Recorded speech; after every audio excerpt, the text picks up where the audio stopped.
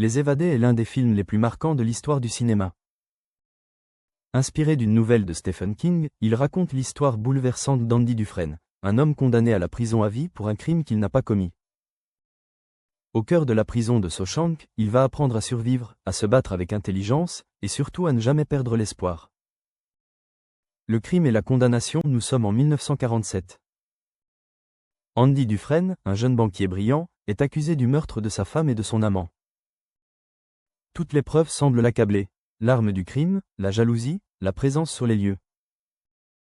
Le verdict tombe rapidement, 2 peines de prison à perpétuité. Dès son arrivée à Shawshank, Andy se distingue. Alors que les nouveaux prisonniers se brisent sous l'humiliation et la violence, lui reste calme, silencieux, presque impassible.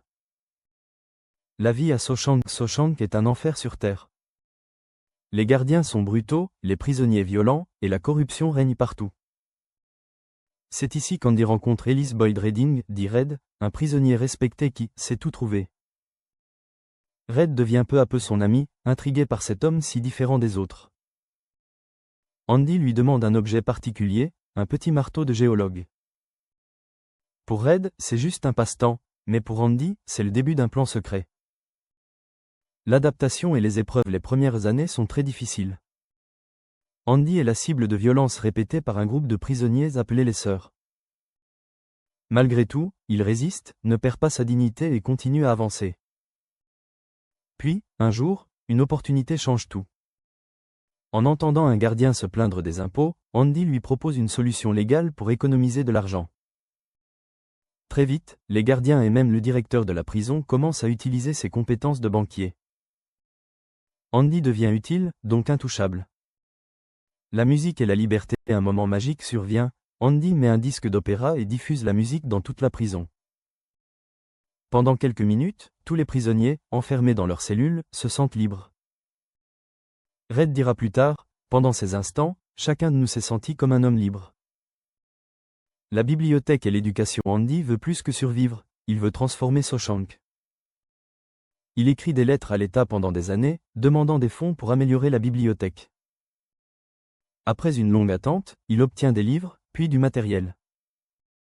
Il construit ainsi la meilleure bibliothèque de toutes les prisons de l'État.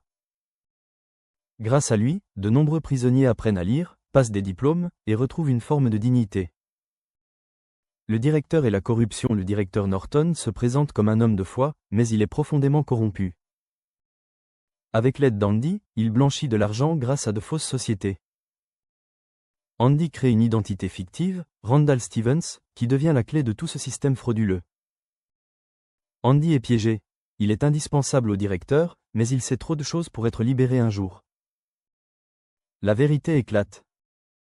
Un nouveau prisonnier, Tommy, révèle une information bouleversante. Un homme lui avoue être l'auteur du double meurtre dont Andy a été accusé. C'est la preuve que son ami est innocent. Andy supplie le directeur de rouvrir son dossier, mais ce dernier refuse. Pire encore, il fait exécuter Tommy pour que la vérité ne sorte jamais. Andy est brisé, mais pas vaincu.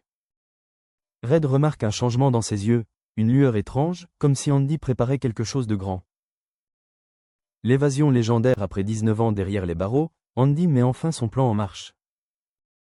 Chaque nuit, pendant des décennies, il a creusé un tunnel avec son petit marteau, dissimulé derrière une affiche. Un soir de tempête, il disparaît. Il traverse le tunnel d'égout, rampant dans la boue et la puanteur sur plus de 500 mètres, jusqu'à retrouver la liberté sous la pluie battante. Le lendemain, la prison est en ébullition, Andy s'est envolé. La chute du directeur. Le directeur Norton découvre que tout son argent a disparu. Andy, grâce à l'identité fictive, Randall Stevens, a transféré les fonds et envoyé les preuves de la corruption à la presse. Le scandale éclate, la police envahit Shawshank. Acculé, Norton se suicide, incapable d'affronter la justice. Red et l'espoir. Red finit par obtenir la liberté conditionnelle après 40 ans de prison. Mais dehors, il se sent perdu, étouffé par un monde qu'il ne connaît plus. Pourtant, les paroles d'Andy résonnent encore, l'espoir est une chose formidable. Peut être la meilleure des choses. Et aucune bonne chose ne meurt jamais. Red suit les instructions laissées par Andy, retrouve une lettre cachée et part vers le Mexique. La conclusion sur une plage ensoleillée de Zihuatanejo, Red aperçoit enfin Andy. Deux amis, réunis après des décennies de souffrance, se prennent dans les bras. La mer s'ouvre devant eux, symbole ultime de liberté et d'avenir. Le message du film L'espoir est plus fort que la prison. L'intelligence et la patience peuvent détruire les murs les plus épais. La liberté commence à l'intérieur, dans le cœur et dans l'esprit.